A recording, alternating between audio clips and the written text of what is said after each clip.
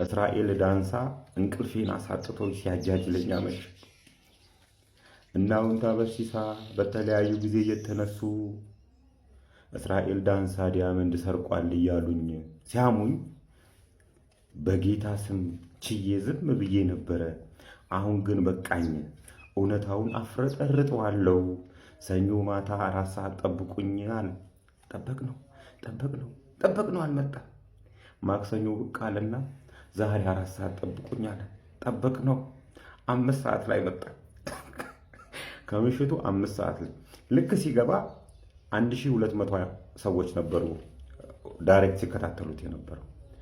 አሁን ስለ ዲያመንዱ አፍረጠረጣ ስል ስጠብቅ አሁን ስለ ዲያመንዱ አወራ ስል ዝባዝንኬውን እዛ ሲረግጥ ትንፍሽ ሳይል አንዲት ነገር ማለት ስለ ዲያመንዱ አንዲት ነገር ሳያወራ አበባውን ሰብስቦ ወጣ።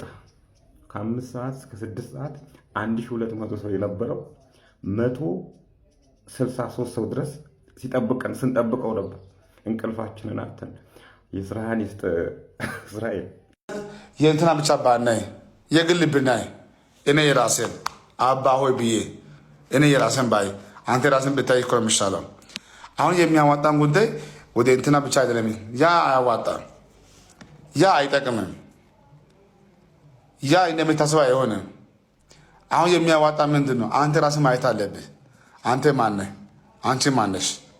አውቀሻል?